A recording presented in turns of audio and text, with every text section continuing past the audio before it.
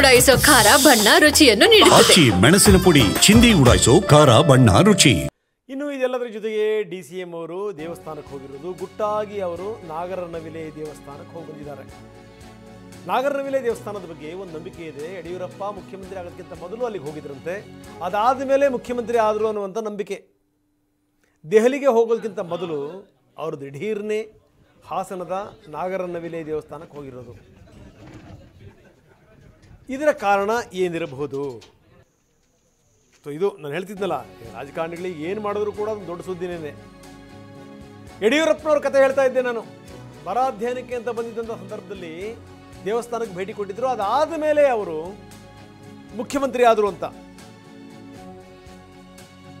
ಶ್ರೀ ಕ್ಷೇತ್ರ ನಾಗರನವಿಲೆ, ಆ ನಾಗರನವಿಲೆ ದೇವಸ್ಥಾನಕ್ಕೆ ಹೋಗಿದ್ದಾರೆ. ಇಲ್ಲಿ ಹೋದರೆ ಈ ನಾಗರದೋಷ ನಿವಾರಣೆ ಆಗುತ್ತೆ ಅನ್ನುವಂಥ ಒಂದು ನಂಬಿಕೆ ಇದೆ.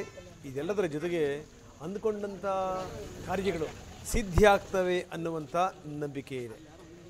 ಹೀಗಾಗೇನು ಅಂತಂದರೆ ಇಲ್ಲಿ ಹೋಗ್ತಿರೋ ನಾಯಕರುಗಳು ದೊಡ್ಡ ಸಂಖ್ಯೆಯಲ್ಲಿ, ಅದರಲ್ಲೂ ಯಡಿಯೂರಪ್ಪನವರು ಬರ ಅಧ್ಯಯನಕ್ಕೆ ಅಂತ ಹೋದಂಥವರು ಇಲ್ಲಿ ಹೋಗಿ ಬಂದಿದ್ದರು. ಹೋಗಿ ಬಂದಾದಮೇಲೆ ಅವರು ಮುಖ್ಯಮಂತ್ರಿ ಆದರು ಅಂತ. ಹಾಸನ ಜಿಲ್ಲೆ ಚನ್ನರಾಯಪಟ್ಟಣ ತಾಲೂಕಿನ ಬಾಗೂರು ಹತ್ತಿರ ಬರುತ್ತೆ ಈ ಶ್ರೀ ಕ್ಷೇತ್ರ ನಾಗರನವಿಲೆ.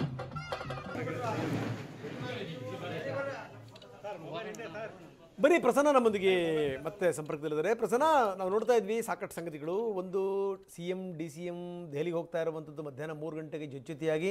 ಅದಕ್ಕಿಂತ ಮೊದಲು ಹರಿಪ್ರಸಾದ್, BK ಹರಿಪ್ರಸಾದ್ ಒಂದು ಲೆಕ್ಕದಲ್ಲಿ ಏನು ಅಂದರೆ, ಇತ್ತೀಚಿನ ದಿನಗಳಲ್ಲಿ ಹರಿಪ್ರಸಾದ್ ಮೌನ ತಾಳಿ ಬಿಟ್ಟಿದ್ರು, ಮಾತಾಡೋದೇ ಬೇಡ ಅನ್ನುವಂಥ ನಿರ್ಧಾರಕ್ಕೆ ಬಂದುಬಿಟ್ಟಿದ್ರು. ಅದರಲ್ಲೂ ಸಿದ್ದರಾಮಯ್ಯರವ್ರ ಬಗ್ಗೆ ಅವರು ಕಿಡಿಕಾರ್ತಾ ಇದ್ದರು. ಅಂಥವ್ರು ಈಗ ತುಂಬ ಸಾಫ್ಟ್ ಆಗಿದ್ದಾರೆ, ಸಿದ್ದರಾಮಯ್ಯನವರ ಪರವಾಗಿ ಮಾತಾಡಿದ್ದಾರೆ, ಅವರ ಬಗ್ಗೆ ಜೈ ಜೈಕಾರಗಳನ್ನ ಹೇಳಿದ್ದಾರೆ. ಅದು ಒಂದು ಕಡೆಗೆ. ಇನ್ನೊಂದು ಕಡೆಗೆ DCM ಕೂಡ ಗುಟ್ಟಾಗಿ ಹೋಗಿ ನಾಗರನವಿಲೆ ದೇವಸ್ಥಾನಕ್ಕೆ ಹೋಗಿ ಪೂಜೆ ಪುನಸ್ಕಾರಗಳನ್ನು ಸಲ್ಲಿಸಿ ಬಂದಿರುವಂಥದ್ದು. ನಾವು ಆರಂಭದಲ್ಲಿ ಮಾತಾಡೋದ್ವಲ್ಲ, ಈ ಯಾಕೋ ಇವರು ಮೌನ, ಜೊತೆಗೇನು ಅಂತಂದರೆ ಇವರು ಮಾತಾಡ್ತಿರುವಂಥ ರೀತಿ ಎಲ್ಲದನ್ನೂ ಕೂಡ ನಾನು ಒಪ್ಕೊಂಡು ನಡೀತೀನಿ ಅಂತ ಹೇಳ್ತಿರುವಂಥ ಮಾತುಗಳು, ಪಕ್ಷವೇ ದೊಡ್ಡದು ಅಂತ ಹೇಳ್ತಿರುವಂಥ ರೀತಿ, ಇದನ್ನೆಲ್ಲ ನೋಡಿದ್ರೆ, ಜೊತೆಗೆ ಈಗ ಆಗ್ತಿರುವಂಥ ಡೆವಲಪ್ಮೆಂಟ್ಗಳು ನೋಡಿದ್ರೆ ಅನುಮಾನ ಇನ್ನಷ್ಟು ಜಾಸ್ತಿ ಆಗ್ತಾ ಇದೆ. ಏನಂತೀರಿ? ರಾಜ್ಯ ಕಾಂಗ್ರೆಸ್ನಲ್ಲಿ ಎದ್ದಿರುವಂತಹ ಗೊಂದಲಗಳು ಮತ್ತು AICC ಮಟ್ಟದಲ್ಲಿ ಹಿಂದುಳಿದ ವರ್ಗದ ನಾಯಕತ್ವಕ್ಕೆ ಸಿದ್ದರಾಮಯ್ಯನವರಿಗೆ ಹೆಚ್ಚಿನ ಮನ್ನಣೆಯನ್ನು ಕೊಡ್ತಾ ಇರುವಂಥದ್ದು, ನೇರವಾಗಿ ಸಂಬಂಧ ಇಲ್ಲದೆ ಇದ್ರೂ ಕೂಡ ಪರೋಕ್ಷವಾಗಿ ಆದರೂ ಕೂಡ ಎಲ್ಲೋ ಒಂದು ಕಡೆ ಸಿದ್ದರಾಮಯ್ಯನವರ ಅನುಭವವನ್ನು AICC ಮುಂದಿನ ದಿನಗಳಲ್ಲಿ ಇನ್ನಷ್ಟು ಹೆಚ್ಚು ಬಳಕೆ ಮಾಡ್ಕೊಳ್ಳೋದಕ್ಕೆ ಹೊರಟಿದೆ ಅನ್ನೋದಕ್ಕೆ ಸಾಕ್ಷಿಯಾಗುತ್ತೆ. ಈಗ ನಾಳೆ ನಡೆಯುವಂತಹ ದೆಹಲಿಯಲ್ಲಿ OBC ಘಟಕದ ಭಾಗಿದಾರಿ ನ್ಯಾಯ ಸಮ್ಮೇಳನದಲ್ಲೂ ಕೂಡ ಸಿದ್ದರಾಮಯ್ಯನವರೇ ಅತ್ಯಂತ ಪ್ರಮುಖವಾದಂಥ ಆಕರ್ಷಣೆಯಾಗಿದ್ದಾರೆ. ಇಷ್ಟು ವರ್ಷಗಳ ಕಾಲ ಎಲ್ಲಿಯೂ ಕೂಡ AICC ಮಟ್ಟದ ಬ್ಯಾನರ್ಗಳಲ್ಲಿ, ಪೋಸ್ಟರ್ಗಳಲ್ಲಿಯೂ ಕೂಡ ಸಿದ್ದರಾಮಯ್ಯನವರು ಮಿಂಚ್ತಾ ಇರಲಿಲ್ಲ. ಆದರೆ ನಾಳೆ ನಡೆಯುವಂತಹ ಸಮಾವೇಶದಲ್ಲಿ ಸಿದ್ದರಾಮಯ್ಯನವರೇ ಹೈಲೈಟ್ ಆಗ್ತಾ ಇದ್ದಾರೆ. ಇಲ್ಲಿ ನಡೆದಂತಹ ಒಂದು OBC ಸಲಹಾ ಮಂಡಳಿಯ ಸಭೆಯಲ್ಲೂ ಕೂಡ ಅಧ್ಯಕ್ಷತೆಯನ್ನು, ಅವತ್ತಿನ ಮೀಟಿಂಗ್ನ ಅಧ್ಯಕ್ಷತೆಯನ್ನು ವಹಿಸಿದ್ದು ಸಿದ್ದರಾಮಯ್ಯನವರೇ. ಹೀಗಾಗಿ ಸಿದ್ದರಾಮಯ್ಯನವರ ಈ ಒಂದು ಹಿಂದುಳಿದ ವರ್ಗದ ಬಗೆಗಿನ ಅನುಭವವನ್ನು AICC ದೊಡ್ಡ ಮಟ್ಟದಲ್ಲಿ ಬಳಸ್ಕೊಳ್ಳೋದಕ್ಕೆ ಹೊರಟಿದೆ ಅನ್ನುವಂಥದ್ದು ಅತ್ಯಂತ ಸ್ಪಷ್ಟ. ಇಂಥ ಸಂದರ್ಭದಲ್ಲಿ ರಾಜ್ಯದಲ್ಲಿ ನಾಯಕತ್ವ ಬದಲಾವಣೆಯನ್ನು, OBC ವರ್ಗವನ್ನೇ ಪ್ರತಿನಿಧಿಸುವಂತಹ ನಾಯಕನನ್ನ ಕೆಳಗಿಳಿಸುವಂತಹ ಕೆಲಸಕ್ಕೆ, ಆ ರೀತಿಯ ಒಂದು ಸಾಹಸಕ್ಕೆ ನಿಜಕ್ಕೂ ಕೂಡ ರಾಹುಲ್ ಗಾಂಧಿ ಕೈ ಹಾಕ್ತಾರಾ? ಇದಕ್ಕೆ ಇನ್ನೂ ಕೂಡ ಸ್ಪಷ್ಟವಾದ ಉತ್ತರ ಇಲ್ವೇ ಇಲ್ಲ. ಆದರೆ ಇದೆಲ್ಲದರ ಮಧ್ಯೆ ಸಿದ್ದರಾಮಯ್ಯನವರು ನೇರವಾಗಿ ನಾನು 5 ವರ್ಷ CM ಅಂತ ಹೇಳಿದ ಬಳಿಕ DK ಶಿವಕುಮಾರ್ ಅವರು ಮೌನವನ್ನು ವಹಿಸಿದ್ರು. ಆದರೆ ಆ ಮೌನದ ಹಿಂದೆ ಕೈಕಟ್ಟಿ ಕೂರುವಂತಹ ಪ್ರಸಂಗ ಇಲ್ಲ ಅನ್ನುವಂಥದ್ದು DK ಶಿವಕುಮಾರ್ ಅವರ ನಡವಳಿಕೆಯನ್ನು ನೋಡಿದ್ರೆ, ಅವರ ಓಡಾಟವನ್ನು ಗಮನಿಸಿದ್ರೆ ಅತ್ಯಂತ ಸ್ಪಷ್ಟವಾಗಿ ಗೊತ್ತಾಗುತ್ತೆ.